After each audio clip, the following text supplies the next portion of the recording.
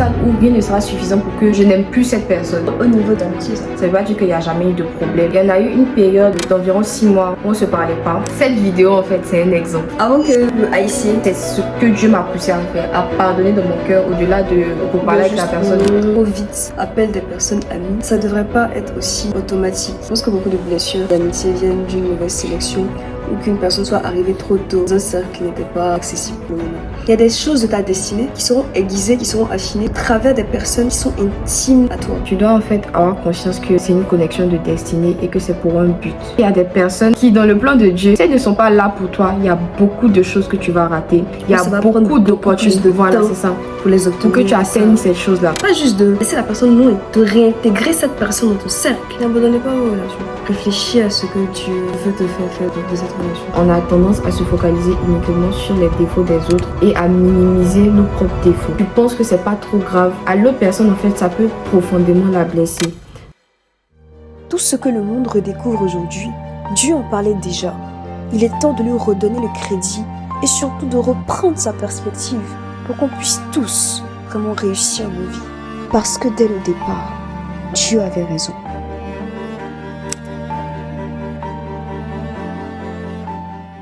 Hello, bienvenue dans cet épisode 1 de Dieu avait raison. Tu l'as compris dans le titre de la vidéo et dans la miniature. Aujourd'hui, on va parler de relations et plus spécifiquement d'amitié. Durant toute cette série de vidéos, je ne serai pas seule pour présenter ces thèmes et avoir ces discussions. Il y aura toujours un invité, alors je te présente Ami. Hello, bienvenue. Je crois que c'est ta première fois sur cette chaîne, oui? Effectivement, c'est ma première fois. J'ai déjà fait des vlogs où on était ensemble, mais je sens qu'il y a déjà un live comme ça. Ok. Je pense qu'on peut parler d'amitié, il faut qu'on ait de l'expérience, un temps soit peu. Donc, je me rappelle qu'on se connaît depuis 7 ans. J'étais en seconde. Moi, je me rappelle que la première fois qu'on s'est parlé, c'était au sport. Genre, elle savait de la gym et tout. Je me suis dit, ah, elle est forte en sport, elle. C'est ça, je me rappelle. L'un des souvenirs les plus lointains dont je me rappelle avec elle, on était à l'éducation religieuse et je pense qu'on était dans la même classe à un moment. Ok, parce qu'on était dans le même lycée. On était dans le même collège aussi. On se parlait pas.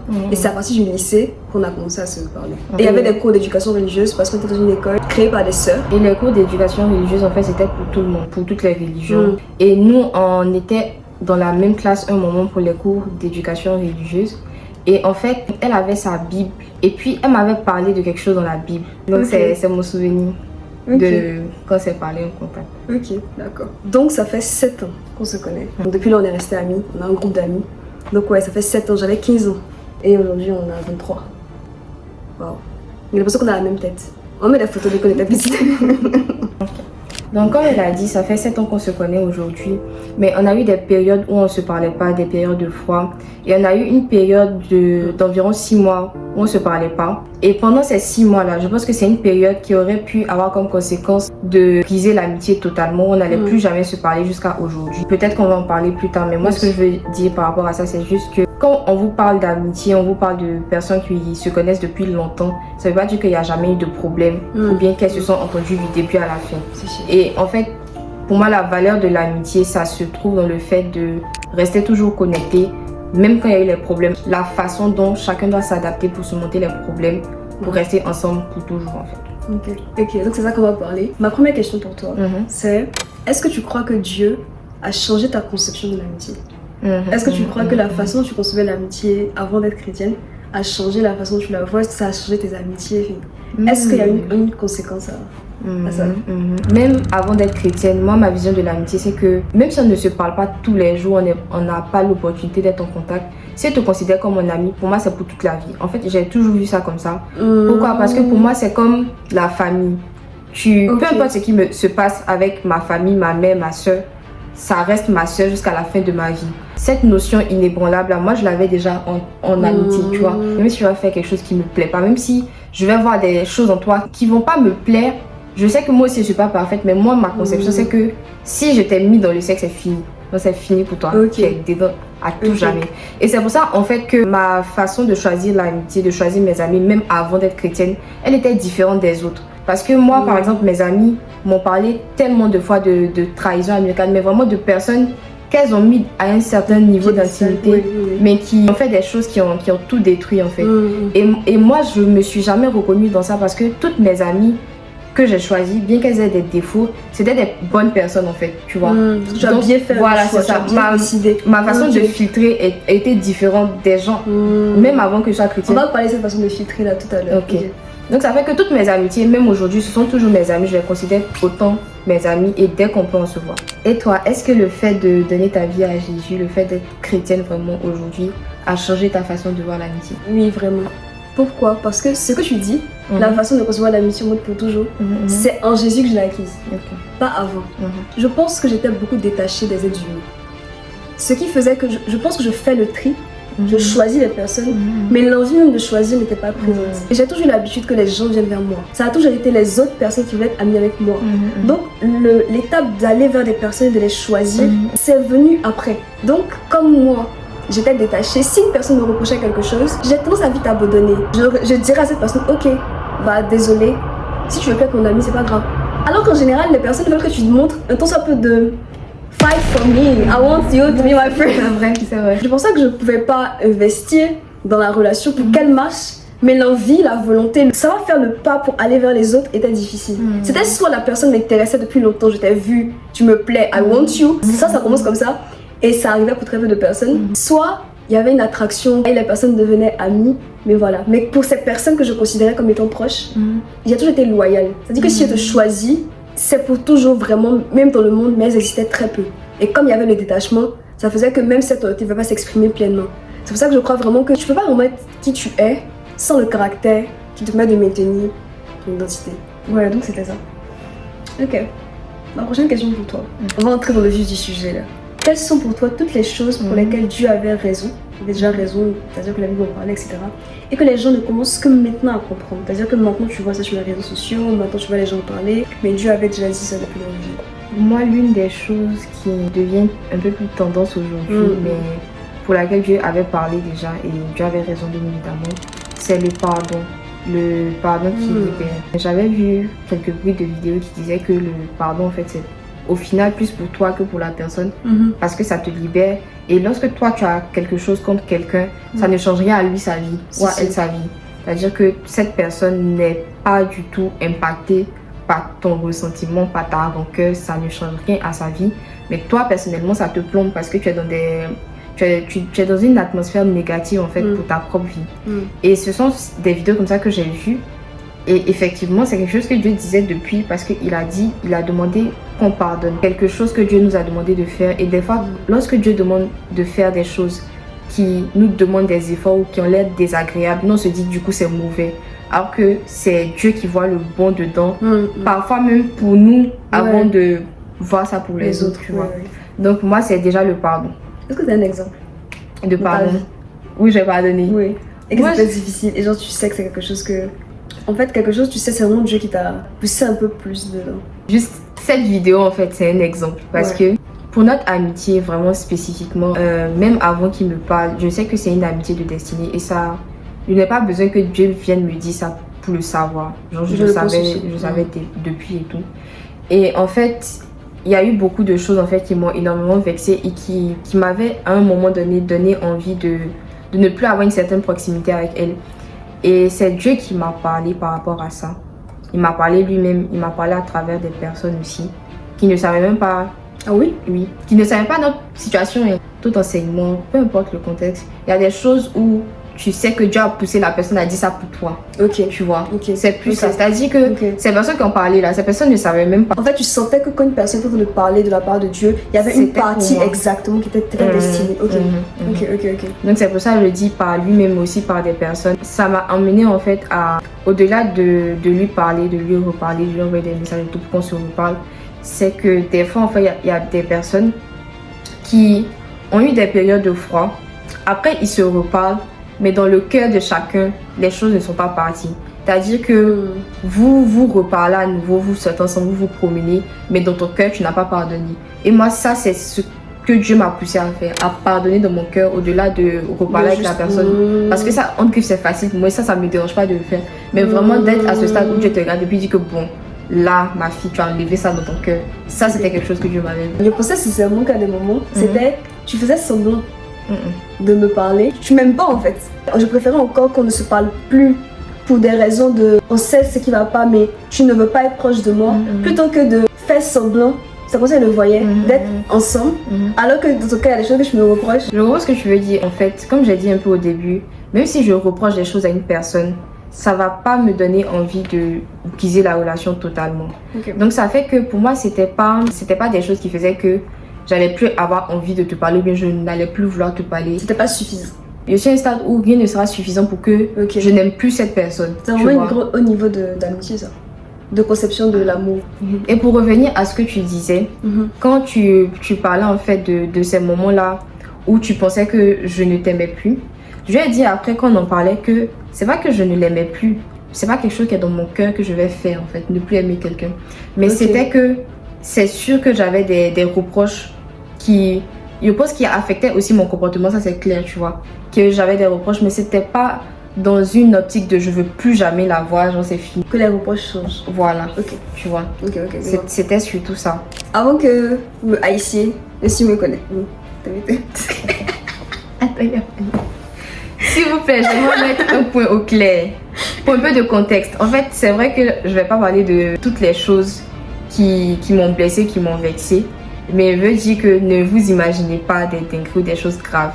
Comme elle a dit, elle est loyale. Et franchement, ça, je peux confirmer que c'est une personne loyale qui ne va pas trahir des personnes, qui ne va pas faire de l'hypocrisie. Donc, c'est vraiment pas dans ce genre de choses. Donc, voilà. On a juste changé le setup. Ok, continue la conversation. Et toi, quelles sont les choses qui sont devenues tendance aujourd'hui, que les gens ont commencé à accepter aujourd'hui, mais pour lesquelles Dieu avait raison et dont Dieu avait parlé depuis? Ok.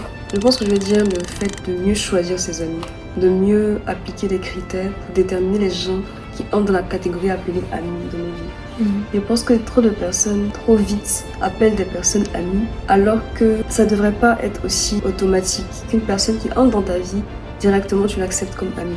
Donc je pense qu'on devrait avoir plus de sélectivité dans la façon dont on choisit nos amis sans que ça ne soit méprisant. Parce qu'une personne qui est une amie pour toi, une personne qui est un ami pour toi, devient une source de bénédiction pour toi ou de problème, dépendamment de la position que la personne prend. Je trouve ça faux aujourd'hui de dire que les rencontres qu'on fait, les gens qui entrent dans nos vies n'ont pas d'impact sur qui on devient, sur ce qu'on dit, sur notre mood général, etc. Les mauvaises compagnies corrompent les bonnes mœurs et de la même façon, le faire aiguise le fait. Donc, il y a des choses de ta destinée qui seront aiguisées, qui seront affinées, comme le caractère, comme on a parlé tout à l'heure, au travers des personnes qui sont intimes à toi. Il y a beaucoup de choses à dire sur la notion même d'amis, la définition biblique, etc. Je ne veux pas entrer dans ça, mais je trouve que les gens commencent un peu plus à le voir. Comme elle a dit, je suis totalement d'accord. Je pense qu'aujourd'hui, tu ne peux pas appeler tout le monde ami. Tu peux t'entendre avec tout le monde, parler avec tout le monde. Il faut que, pour moi, peut-être qu'on redéfinisse ami, parce que des personnes se disent, c'est de choisir, sélectionner, c'est que il y a des gens, en fait, je les calcule pas, je les ignore. Et puis, il y a des gens, je leur accorde de mon temps, de mon importance. C'est pas ça le sujet. On se doit d'aimer tout le monde. On se doit de parler à tout le monde. Et ce n'est pas parce que quelqu'un ne respecte pas certains critères d'amitié que tu dois la mépriser ou la traiter, en fait, d'une manière condescendante, en fait. Si. Quand on parle d'amis et de sélectivité, c'est de se dire que pour ce que l'ami peut représenter dans ta vie, comme elle a dit, il faut, en fait, un minimum de critères et de sélection. Et je pense que le problème, c'est que les gens n'ont pas forcément conscience de la portée de l'amitié ou bien du poids en fait de l'amitié. Mais par exemple, de la même façon que lorsque tu réfléchis à comment je vais choisir par exemple mon conjoint ou ma future conjointe, je te dis, il y a certaines choses que je ne peux pas laisser passer parce que c'est la personne avec laquelle je vais rester toute ma vie. L'amitié en fait a un poids semblable dans le sens où ça demande aussi des critères, une vérification, une réflexion avant. Parce que les amis sont censés durer beaucoup plus longtemps que le temps moyen des amitiés peut-être chez les gens. Si. Donc c'est ce que je voulais ajouter, que la notion d'amitié soit recalibrée, que surtout les critères de sélection, bien que tu as ta personnalité, tu as des choses que tu aimes et que tu n'aimes pas, dans le fond, tes critères de sélection doivent être des critères qui sont en accord avec les principes bibliques, les principes de Dieu, ce que Dieu enseigne. Parce que tu peux avoir des critères de sélection qui vont t'amener à avoir des amis qui ne seront pas bien pour toi. Donc avant de, par exemple, de juger les amis, de juger les personnes qui t'ont fait du mal, etc., dis-toi sur quels critères en fait j'ai accepté cette personne et est-ce que ces critères étaient fondés, est-ce que Dieu était d'accord avec ces critères, parce que Dieu aussi a un mot à dire sur nos amitiés. Et Dieu qui connaît le cœur des personnes peut interpeller des choses que toi tu n'aurais pas vues, tu vois. Et ça, je pense que aussi c'est quelque chose que Dieu a amplifié quand je suis vraiment devenue chrétienne, c'est de me dire, même si je sais que généralement les filles, les femmes, mettons, on a de l'intuition, c'est à peu près le cœur des gens et tout. Il y a des choses dans le cœur des gens que tu ne sauras jamais. Si Dieu même se va lever pour te dire, là, tu vas jamais croire. Donc c'est ce que je voulais ajouter. Oui, je suis complètement d'accord. Je pense que beaucoup de blessures d'amitié viennent d'une mauvaise sélection ou qu'une personne soit arrivée trop tôt dans un cercle qui n'était pas accessible pour le moment. Moi, je pense que tu dois prier pour chaque personne qui entre dans ta vie. Chaque personne dans ma vie, je sais aujourd'hui sa position, ce pourquoi Dieu l'a placé dans ma vie à peu près. Au fur et à mesure, cet esprit le révèle.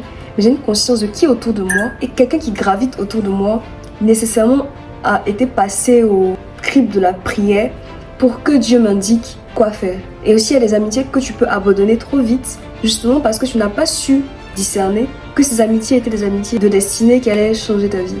C'est parce que Jonathan a su voir en David qu'il était le futur roi, alors même qu'il était l'héritier légitime de Saül, qu'il a pu se lier à lui. Et la Bible explique qu'au travers de cette union, la vie de tous les descendants de Jonathan, de Jonathan, ont été préservés grâce à une alliance qui était faite entre David et Jonathan.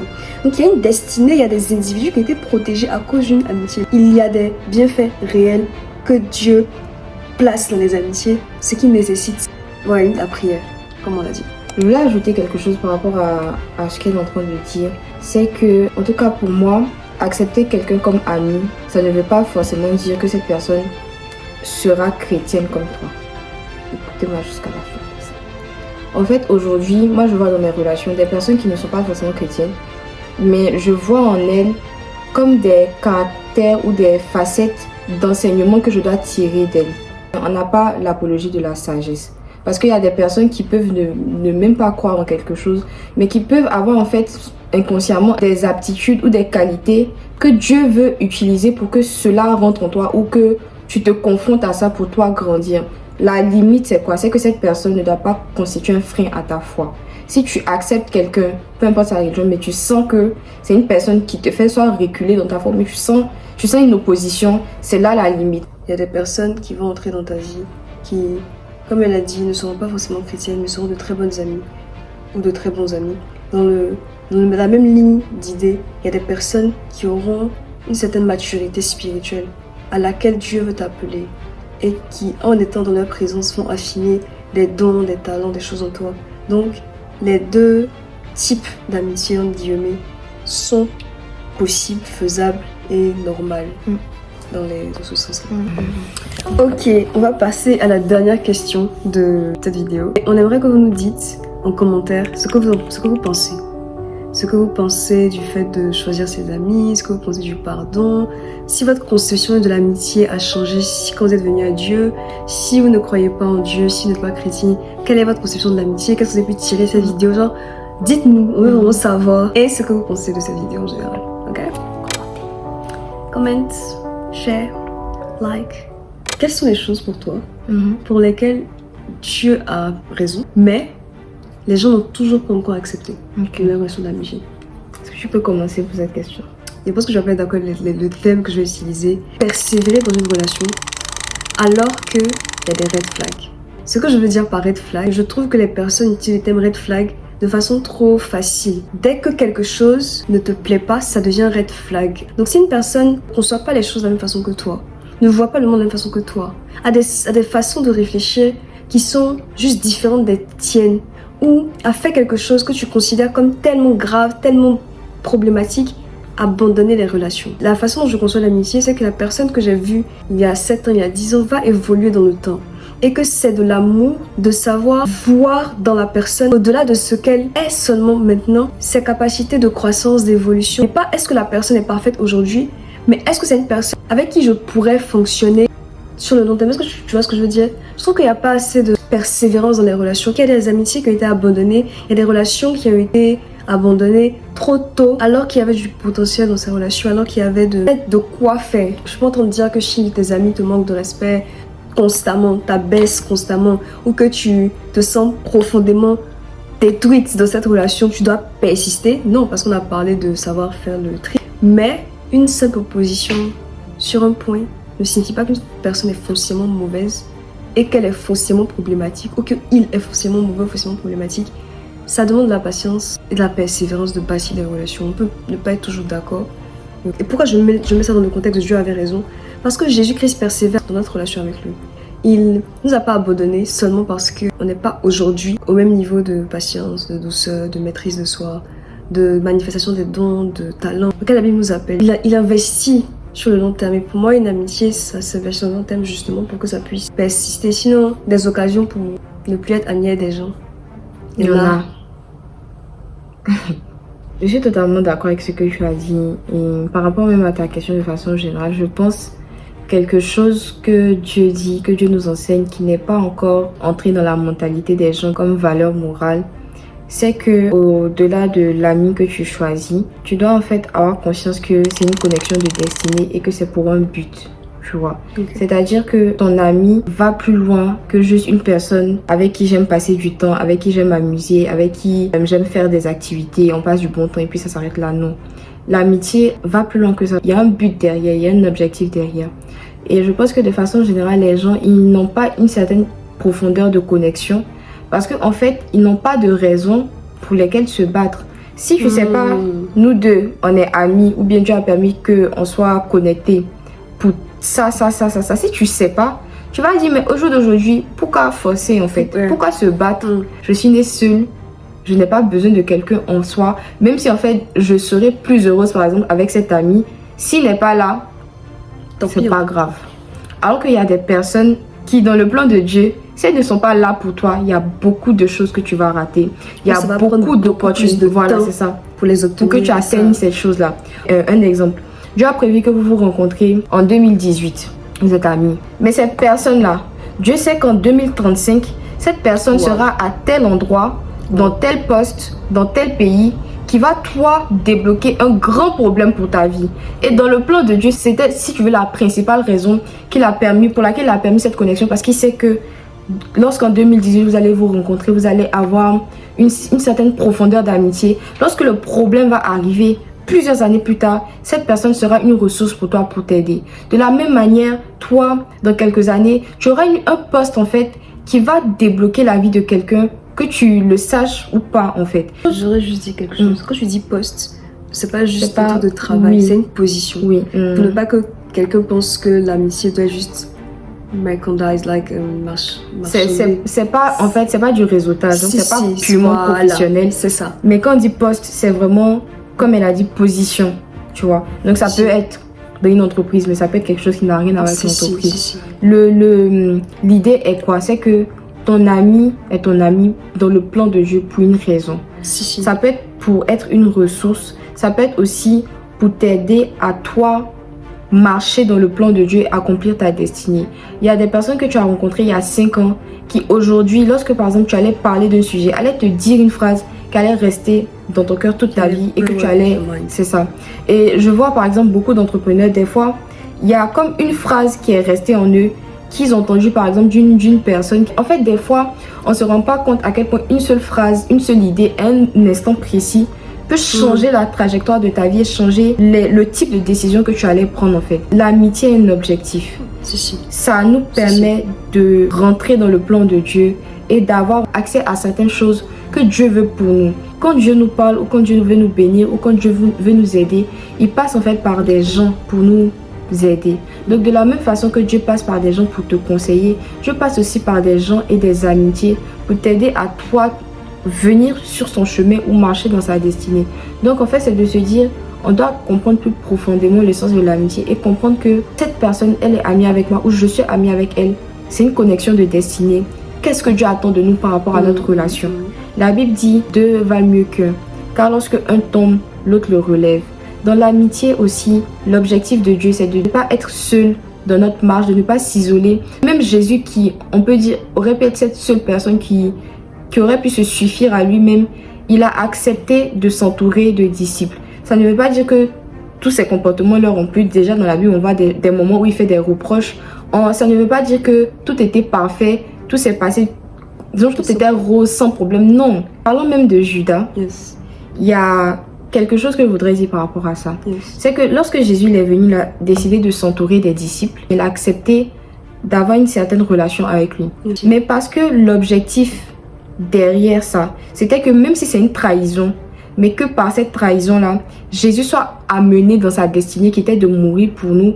Jésus a accepté de mettre Judas en fait dans ses disciples. Mais veut dire que lorsque tu choisis les personnes de ton cercle, selon le plan de Dieu, assurément tu vas rentrer dans ta destinée. Yes. Et assurément, même s'il y aura des épisodes qui vont te faire mal, tu ne pourras que apprendre de cela, être forgé par cela. Des fois, des choses qui peuvent paraître controversées, si tu te bases seulement sur l'objectif que Dieu a mis dans cette amitié, même si au départ elle est difficile, même si au départ tu as l'impression que chaque jour que tu vois cette personne, tu es fâché ou bien vous vous disputez, sache que si tu as vraiment reçu de Dieu que c'est une relation qui doit être entretenue, à un moment tu vas te rendre compte qu'il y a quelque chose que je devais comprendre, bien sûr. qui va moi m'aider à avancer. Bien sûr. Il y a des personnes qui te trahissent comme Pierre a trahi Jésus. Et ça ne signifie pas que l'amitié était fausse dès le départ, que cette personne est mauvaise ou que cette personne n'est pas capable d'évolution encore et de repentance. Avoir l'amour de Christ, c'est également savoir pardonner même ces choses-là. Donc c'est pour ça qu'on est dans le contexte des choses qui sont un peu plus loin, que les gens n'ont toujours pas accepté, parce que c'est assez difficile en fait de pardonner une trahison et de réintégrer, pas juste de laisser la personne loin, de réintégrer cette personne dans ton cercle en tant que ami. C'est difficile, mais c'est ce que Dieu fait à nous tout le temps, nous réintégrer. Donc ça demande d'être conduit par le Seigneur. C'est ça que je voulais dire, de ne pas être charnel dans nos décisions, mais avec le Saint-Esprit de Dieu. C'est la raison pour laquelle il est en nous. Vous aidez à discerner le vrai du faux, le bon du mauvais, tout ça. Voilà, c'est ce que je voulais dire. Est-ce que tu as un conseil sur l'amitié à donner? De façon générale. De façon générale. N'abandonnez pas vos relations. N'abandonnez pas vos amitiés, n'abandonnez pas vos relations. Réfléchis à ce que Dieu veut te faire de cette relation. Et toi, est-ce que tu as un conseil par rapport à l'amitié? Moi, je pense que le conseil que je peux te donner, c'est un cadre, c'est une relation dans laquelle tu vas faire quelque chose qui ne va pas plaire et l'autre personne va faire quelque chose qui ne va pas te plaire. Et des fois, en fait, on a tendance à se focaliser uniquement sur les défauts des autres et à minimiser nos propres défauts. Ce que tu considères comme tes propres défauts, tu penses que c'est pas trop grave. À l'autre personne, en fait, ça peut profondément la blesser. Donc moi, de façon générale, un conseil que je donne, c'est pour avancer et évoluer dans les relations, arrêter de pointer l'autre du doigt et de dire que il a fait ça qui est mal, il a fait ça qui est mal, il a fait ça qui est mal. On ne se parle plus parce qu'il y a ça qu'il a fait. Essaye plutôt de te demander qu'est-ce que moi j'ai fait qui n'était pas correct ou qui aurait pu blesser la personne. Et si tu ne sais pas, demande à la personne qu'est-ce que tu me reproches ou bien quelles sont les choses, en fait, les actions que je pose au quotidien qui peuvent te blesser. Et je pense que le plus important, c'est de nous d'abord chercher à évoluer et à être de meilleures personnes avant de demander ce même travail-là à d'autres personnes. Si. Je suis d'accord. Donc, en conclusion, les relations et les amitiés vont plus loin, beaucoup plus loin que ce que nous, les humains, on peut possiblement comprendre. C'est la raison pour laquelle on va se laisser conduire par le Saint-Esprit pour qu'il nous indique la façon de les gérer, comment évoluer dans ces relations-là. Parce que dès le départ, Dieu avait raison.